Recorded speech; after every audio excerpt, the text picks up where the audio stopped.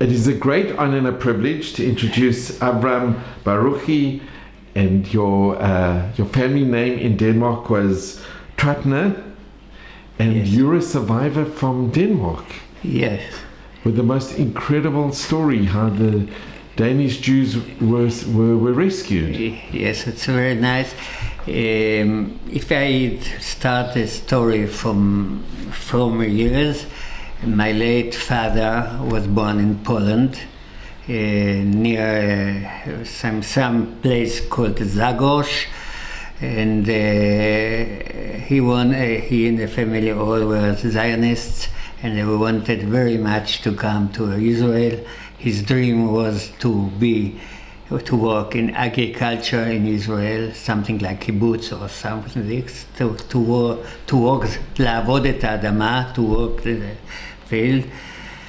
But things happen that his father has got a license from the British, and he came to Israel due to his son Yoshua.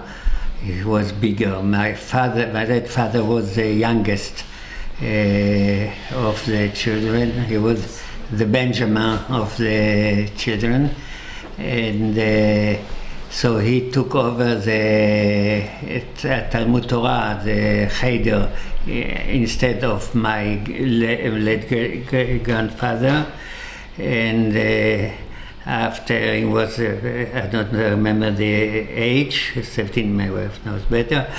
He wanted to come to Israel, but he had to get a license as a professional. So he went or left or fled to Italy. There was הכשרה,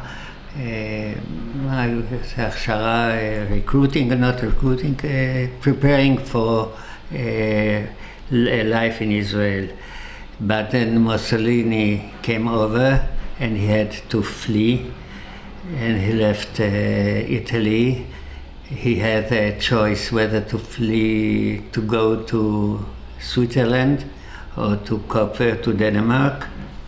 He chose Denmark, and there he came. What year? I was born at 1942, so I think 2 years before he came. There he met my late mother, Judith. My father was Moshe.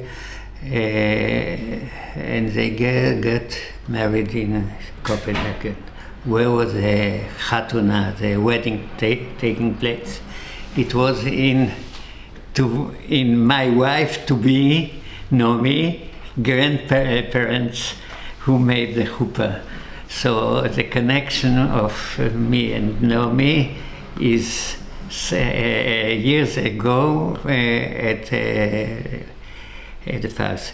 A lot of waters flew in the Jordan, and years passed away, and we got married, and we have, Baruch Hashem, 5 children of our own, and some, I would say, not foster kids, that we, two foster kids we have also. And so at the time my late mother fled from Strasbourg, after events that her brother has been murdered in the street, Mordechai, Marcus, and she fled with blue eyes, so she was very airy, and she could, so he went. She went, the family, she get a paper, to go to Sompolinsky. Sompolinsky is a grandparents of Naomi. Naomi was Sompolinsky. Naomi wants to say something? In Copenhagen. In Copenhagen, yes. So as I said before, we have been mishpoche at the time now.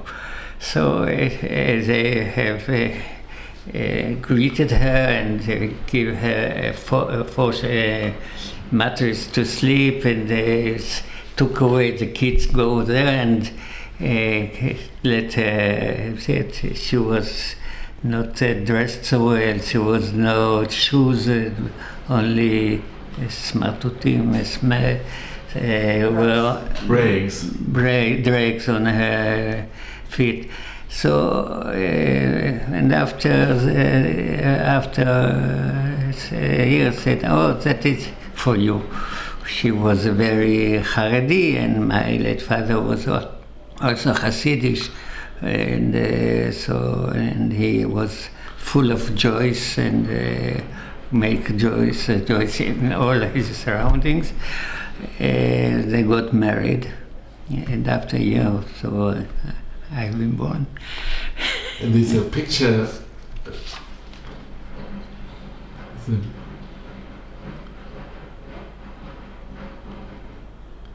And this picture most probably was taken in Copenhagen. I don't know, because we have fled in October 43. And I was 1.5 years old. It might be Copenhagen, might be Sweden. I think it's Copenhagen because I think at the very first days that we came to Sweden, everything was very hurly-burly, very not well ordered. Also my mother told me that all the valise, the suitcases been left in the station because in Sweden there are no thieves. So, so I know that with all the Sachen, with all the stuff, they didn't have time to take me and to hold me and play with me. No, I think it was yet in Denmark. It's a beautiful picture.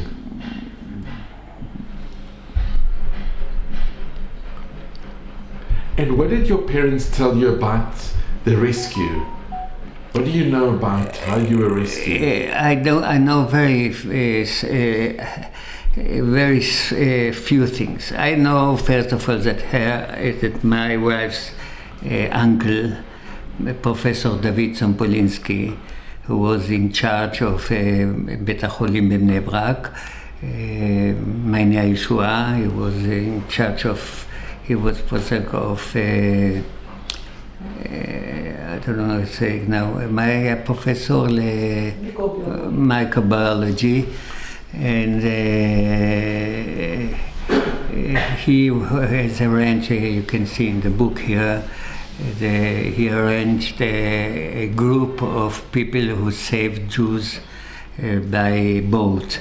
I have been also thousands of about more than almost 7,000 Jews have been rescued to Sweden.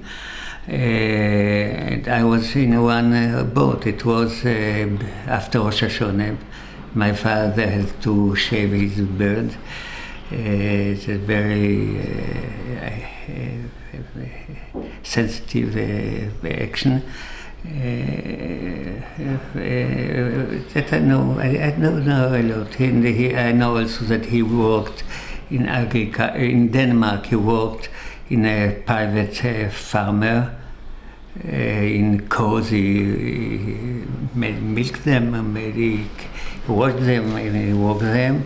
So because I heard from my father only from time to time, because I wasn't at home so much. I was in orphanage, the Kita Aleph, the first grade school I was out, because we in Israel, when we came, we have short of money, and my father couldn't fulfill his wishes to be in agriculture, because he wanted to be in the kibbutz in the Emek Beit Shan, where his father was the Mukhtar, a chief of from the Arabs, and but it didn't work because of no protection. My late mother couldn't work; she was with babies, after any. So they didn't accept her. They didn't admit her to the kibbutz. Then also the other kibbutz Also didn't admit him, so at the time the shoichet, the slaughterer, ritual slaughterer of Gedera, has been murdered by the British on the way in Givat Brenner, and they were looking for shochet, so my father learned shchite, ritual slaughtering, and he became for almost 40 years slaughterer in slaughtering Bitan, a house in Gedera. Also he slaughtered cows for the butcherman, and I myself has been presented at the time he was checking the lungs that are not sircha, not a problem of kashrut. So, but he wanted me also to learn shchite, so I learned some halachot, but I prefer something else. Can I just ask, when your family left on that rescue on the boats, yes, where did they land in Sweden? What happened when they got to Sweden? I don't know. I know that they had been accepted there, and there was Vadat Salah or something. I don't know what. Do you know which town they were staying in? Or? Yes, they were in Norrköping. My sister, I think, she was born in Norrköping, but they say Norrköping. My brothers, the twins, have been born in other city. At the moment, I don't remember the name. This is now in Sweden. This picture was taken with your parents and your sister. Ken, yes. Your sister Sarah. Sarah, yes. And how long did you stay in Sweden? The family? Until we left to Israel. We came to Israel in 47, in October, Sukkot it was Tashach כבר, תש"ח, it was late, but we have been for 2 months or something like this on the way in Marseille, France. And this picture with is this with the twins? It is with the twins, yes. Where was that picture taken? Where it was taken in... were they born in Sweden as well? Yes, in Sweden it was. Look, they were here 1 year old or something like this. I don't know. נורשפינג, איך קוראים לעיר השנייה? Do you remember, את זוכרת איך קוראים לעיר של התאומים? עיר גדולה.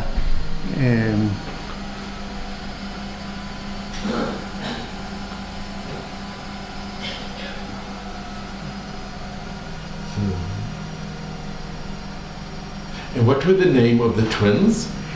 יצחק מתתיהו, זיכרונו לברכה, and יעקב עובדיהו, לחיים ארוכים.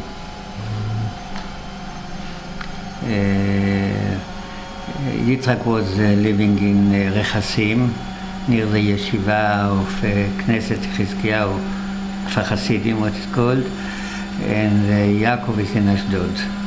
He learned in Ponivesh, in the Bnei Brak, and then he left to Ponivesh, the Grodner in Ashdod. And then you had a sister that was also And then a sister born Miriam, the youngest. She was half years old when we arrived in Israel. So all the children were born in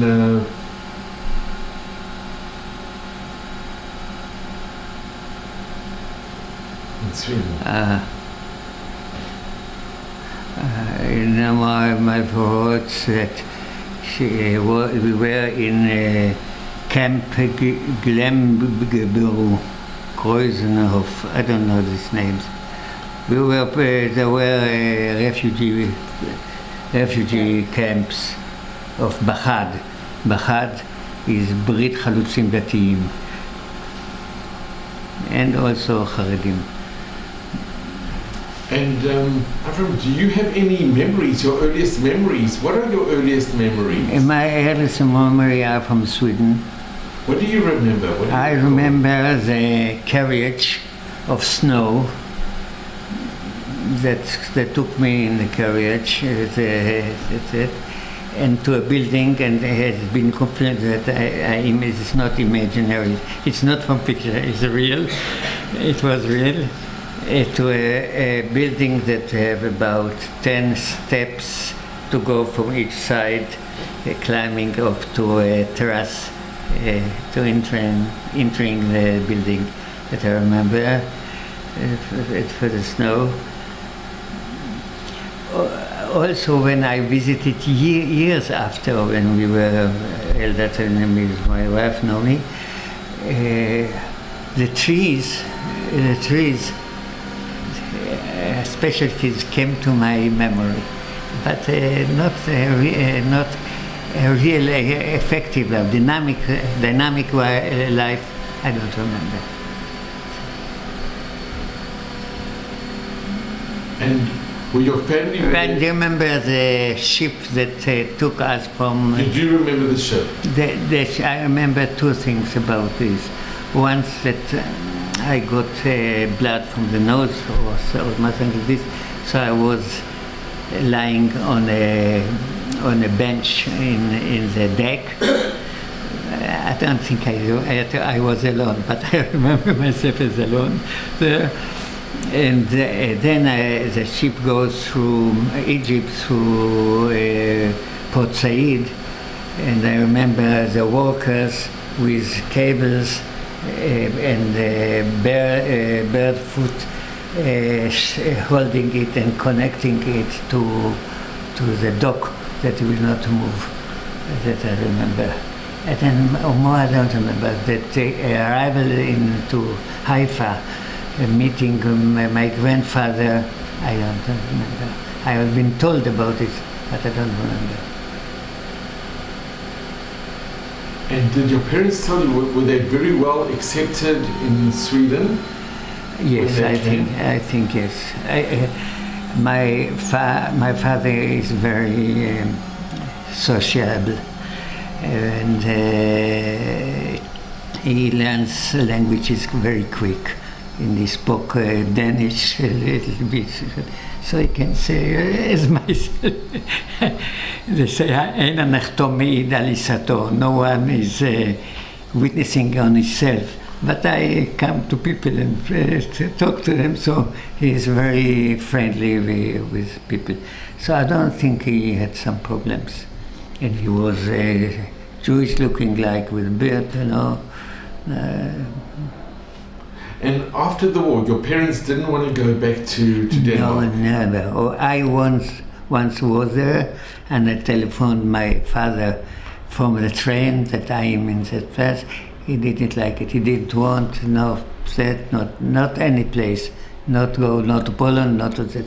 My cousin went to Poland, and he found the graves of former ancestors. And make picture, and he found the grave of my uncle, which was his uncle also, of Dod Avraham. I'm not called after him, because I didn't know I'm called after the grandfather of my mother, Hinda Feige Bat Avraham. She was my Bobbe. And so. And when you went back to Denmark, did you have the address of your home where you once were? No, but I have her Nomi's uncles still were there.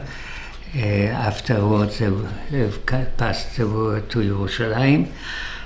I visited them, and I was in the shul there. I was also in the big shul, which is called in Kristallgades shul. When also I was thinking the Machzikei Hadas, also there were two congregations there. I know what also, and I went also to the museum of the Jewish history near the mermaid of stone. And I remember that there were a group of people, and I intervened a second. I was one of the Nitzolim, saved. And how old were you when the boat left to Sweden? 1.5. 1.5 years. You were a baby, or 1.5? Yes, a baby.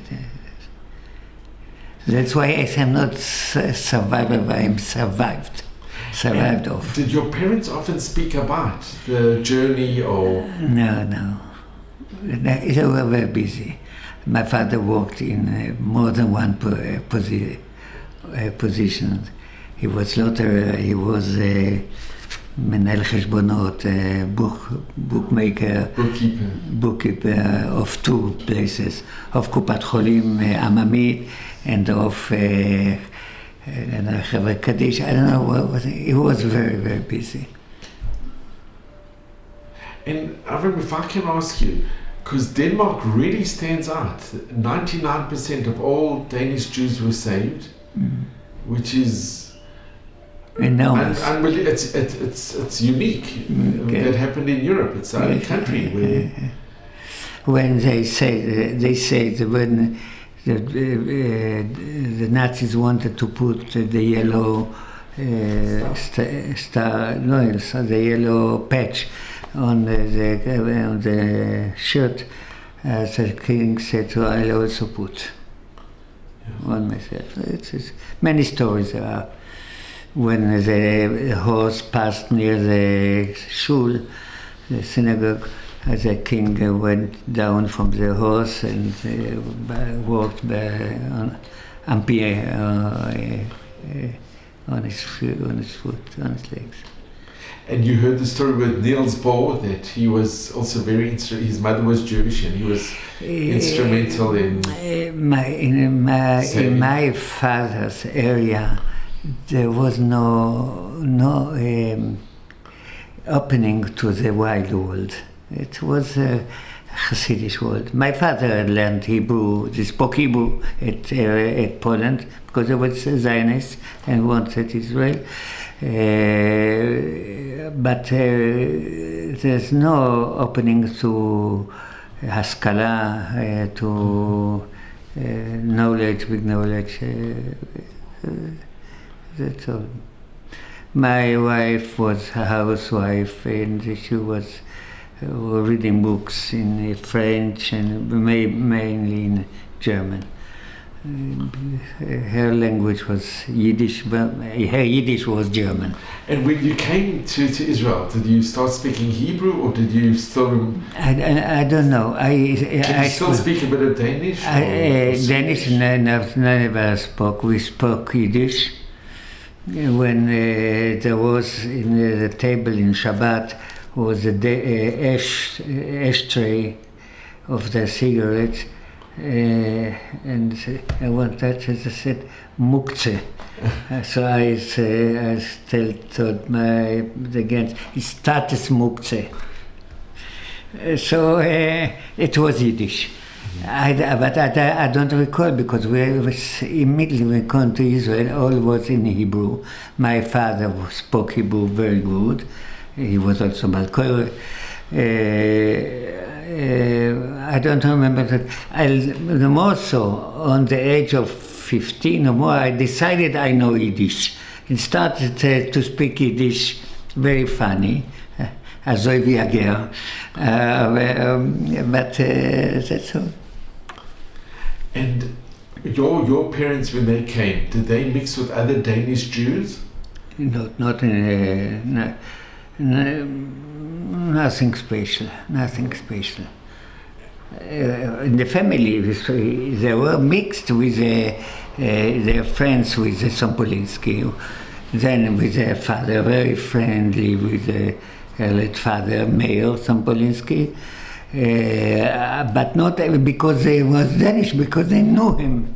It had nothing to do with Denmark as it is. He never went to any congregation or something, nothing.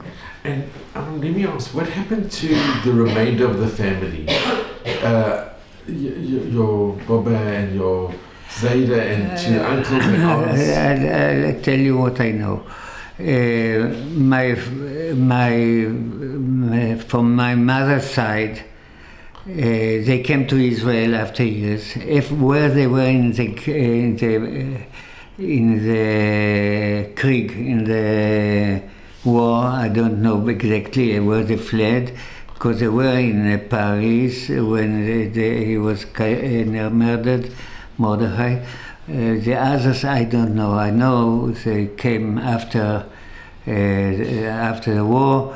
One son, Moshe, was in Kiryat Haroshet, a place which doesn't exist any longer, near Haifa, near Tiron, and then he moved to Bnei Brak. Another sister, he has been married to the mother of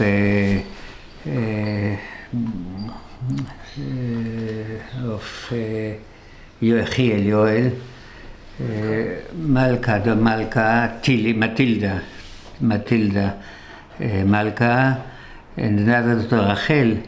They didn't have kids of their own. She adopted a son, Yehoshua, and she was living near Haifa, in Kiryat Atar, Kiryat Fostik, Rachel and Yehuda Ehrlich. What can I say more? But through the years, did you hear other family members that had survived, that came and you were reconnected? No, I only another family from my uncle Yoshua and my uncle Zev, who also lived. My late father has a brother Zev. He passed away in the age of 101 and 2. And his son, I spoke about Yair, who was looking off the graves and found the place, the Kever Achim, the common grave of many people, and they have the Trattner. I can find this, maybe I have the picture with me, I'm not sure. The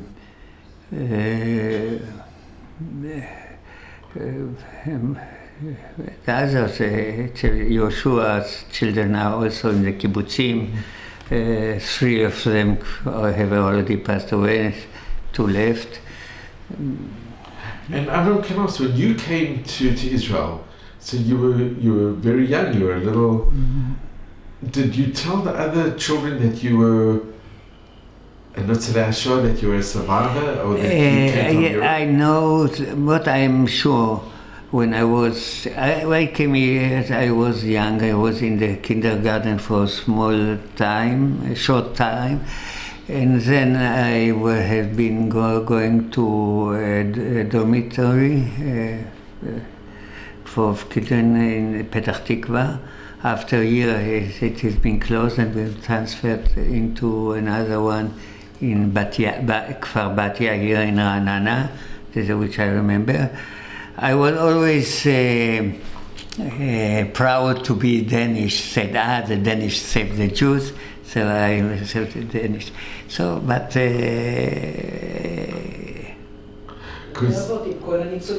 yes, I was... and then after I've decided that it's not a good place for me to be in Kfar Batya, so my father took me to Bnei Brak, to a dormitory of Ponivesh, very Haredim, and there was 5 years.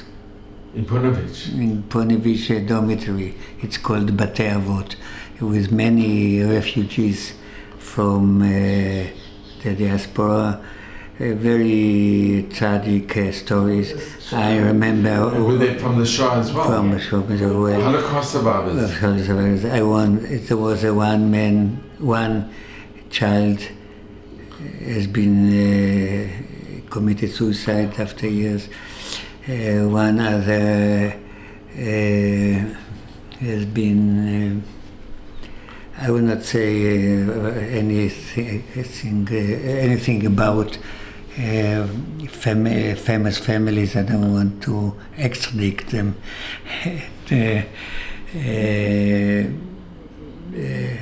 One said, "This man is your uncle," but he was the uncle that have adopted an uncle for them. One young man has fled out, and after a couple of days found him in Netanya. It was not a good place for children. It was good menahelet. She was not, I think she was not in advance to be, but her husband passed away and she became the menahelet. But she couldn't deal with so many kids in one place. Mm-hmm. So she had some people who helped her, not professional people, who were good people who wanted to help, but they weren't professional. There was no providence, good providence, good inspection of kids. It wasn't a good place. And do you remember the Eichmann trial? The Eichmann trial, when they had the whole trial with Eichmann? Eichmann, not only I remember, I was attending. You attended, really? Yes. There was a young yeshiva bocher from England in Rabbi Avne, in the yeshiva where I learned. And he had a car with the wheels on the other side, British. And he took us to the trial. And the trial was at that time from Norway, the wife of the chief rabbi of Norway. She was, her son was in Alon Shult, the place where we lived.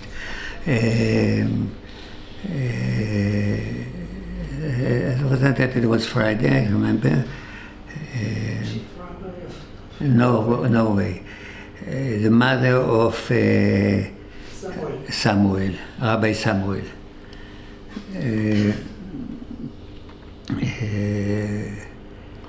And so I was attending it. And you have memories, you remember? No, it's historical remembrance. It's nothing emotional. Because it's emotional Jewish, like everyone who wants to know. Because I didn't feel the Holocaust. I didn't feel. I'll tell you more. When we came to Israel, my mother gave birth to a daughter. She could live. She lived for a couple of months and passed away. And in later years, I realized that my father put it in his mouth. Don't mention her names because mother will be upset or mother. So he's all all close to his heart.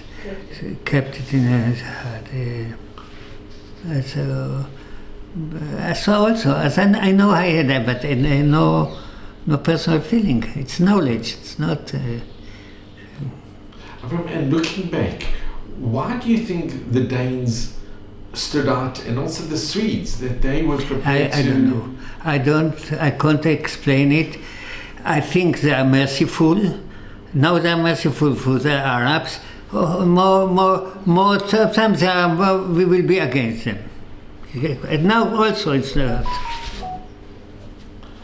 very pro-Israel. But there are many in Denmark that are very, very pro-Israel, extremely pro-Israel. Yes, okay. Because there's a history, there's such a history to have saved 99%, even those Jews that were sent, because I think the chief rabbi from the survivors was a headmaster of school, not Jewish. He wrote a book, Age Bertland. I feel they know, they're called Danish. I don't read Danish. There is also here the translation into Hebrew. This is October 23.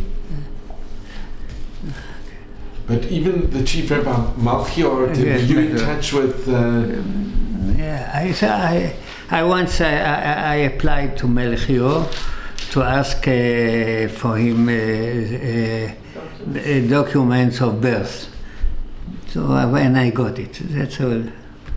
But they warned the people. It was before Rosh Hashanah, not to yes, come. And some that they hid, but those that couldn't hide were taken to Theresienstadt. But even there, they were put in a special place, and a lot of pressure was from the Danish that they shouldn't be harmed. So you must be very proud of, because it's unique in the כל המציל נפש אחת מישראל כאילו קיים עולם מלא. So, if you save one soul, it's as if you saved the world. Okay. And Aaron, can I ask, what message do you give to your children and grandchildren? And I don't give any message. I don't have, how call it, Facebook I don't have. I don't use it. I don't have. But what advice do you give to the future generations? To be humble, what I can see, not to go up to of the world. They say,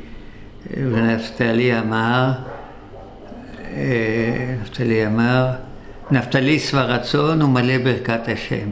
You have to be satisfied, and then if you are satisfied and not looking for more than you have, you don't want to have Lamborghini or a better car or like his friend. So say Maleh Birkat Hashem. You will be filled with the benedict of the God. And your parents, they always kept their emunah. They always kept their... Yes. Even having gone what they went through. So I just want to thank you. I'm so grateful. I remember this has been so special to be in your home. And I'm extremely grateful to you. If I could just thank you so much. I remember it's been a very big... Schut, a very big honor and a privilege to be here. And you're a survivor, you really are. I'm very happy that I can make a man pleased. Very, very. But to think, if you look at these pictures, to think that this was in Denmark before you were taken to Sweden, and if only other countries in Europe would have followed the example that the Danes and the Swedes, we wouldn't have lost a third of our nation. So it's something we must be so great, you know. It's Chasidei Mochalam. It really is. And you are an example of the kindness that you are here today. So I'm grateful to you. It's been such an honor and a privilege. And just mazel and bracha at Mevesrim, and thank you very, very much. Amen. Thank you.